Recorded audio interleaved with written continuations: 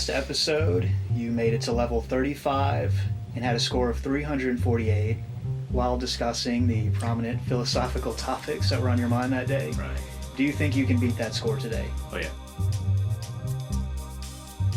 This upcoming week marks the 35th anniversary of Tetris, the very first version of this game that came out. Do you have any early memories playing this game? The way it worked was we were in probably like the 8th grade, I think. My brother was a little younger than me, but we had finally convinced my mom that if we had decent grades, we could get a puppy. So while, we finally got her to agree to that, we went to some retail store, like everybody did. I forget what it was, Kmart. They used to have something called Roses. I don't know if they have any of those anymore. I think that's still around. Okay. Well, we went to there, and they had set up a little display with the Super Nintendo, the whole Mario Brothers things, And once we saw that, it was like, oh, the hell with a puppy, This is way cooler. So we told our mom we wanted this, and back then that contraption was cost $300, and that was without any of the little binnies that came with it, But my mother was compared to getting a dog, it was a bargain. That's how we got the video game player.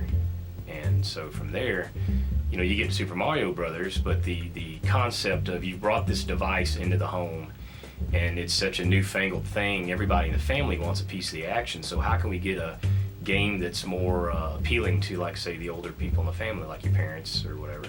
So they settled on Tetris was kind of like the rage back then, because everybody was like, well, everybody can play this, anybody can play it, it doesn't have to be a kid's game. Because my dad, I remember talking at length about how disappointed he was that every time he would be, in the home minding his own business, he would hear some hellacious blood-curdling scream, and what it was like you'd been jumping across something with the Mario Brothers and your character died. And my dad was like, what in the hell is going on? It's like, my man died, and you're like, he just felt that was just preposterous, just absolutely, totally unnecessary.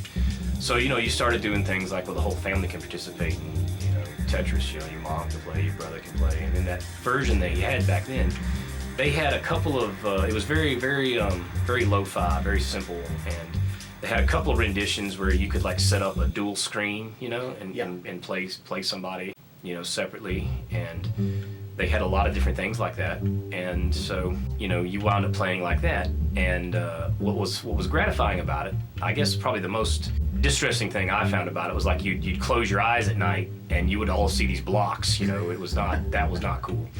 But if you played it long enough, you would get that, that effect. And so what happened is over time you begin to the little soundtrack that came with it, which I suppose is now considered the iconic theme song of Tetris, absolutely.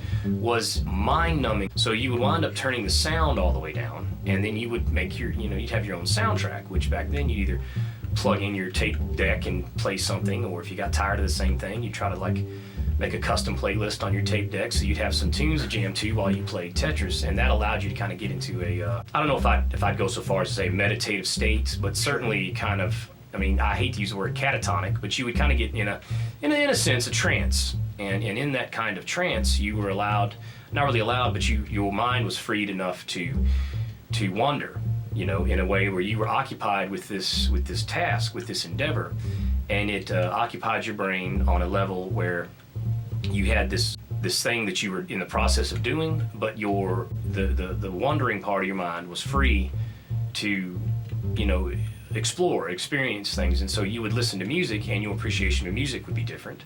I remember people telling me, when I was in high school that, when I would say, why do you like this band? They're not really that good. He says, oh, they're not, but when you're high, they sound awesome.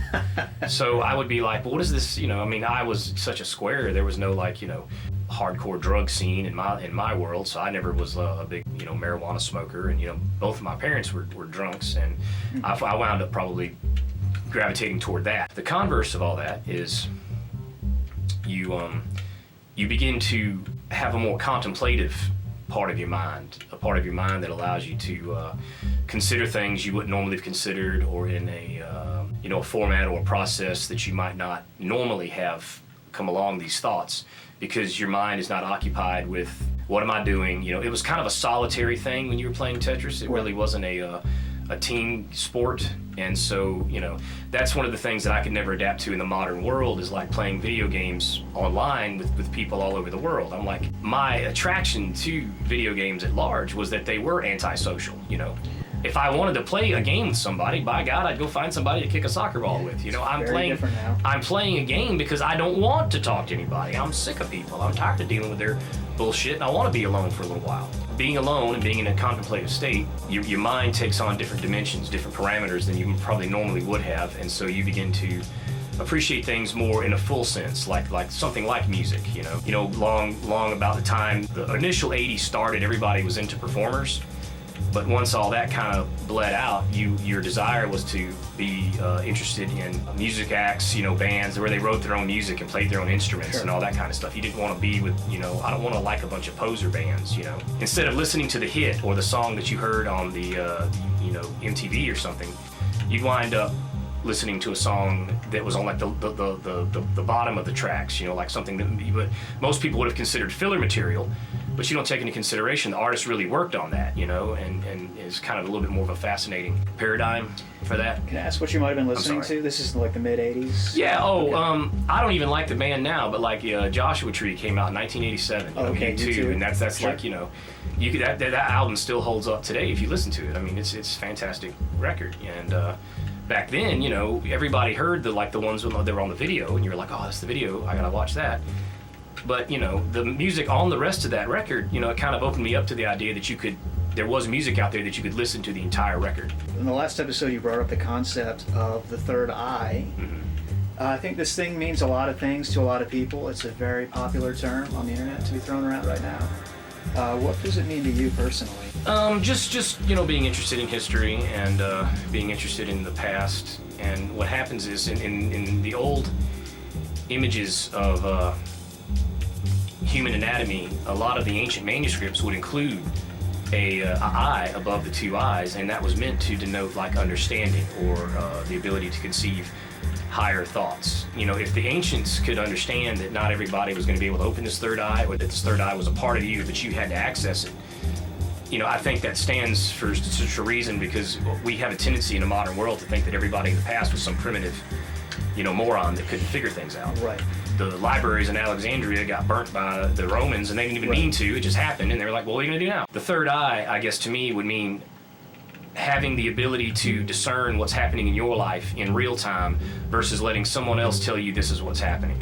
You know, it's important to have guidance and knowledge from people that are, you know, smarter than you and have more experience than you, but at a certain point, you cannot give them forever your autonomy over your own life and your own decision making, because what happens is people wind up just making excuses and crying about their problems and not taking steps to be proactive about helping themselves. And nobody's ever going to help you. You got to help yourself. You know, people will tell you, oh, I want to help you all day long, but they have no real interest in assisting you in any way, and it's naive to think so. This is sucking. The game? Yeah. I think you far exceeded last time. I think you're doing really well. Oh, well, I better not look at the score.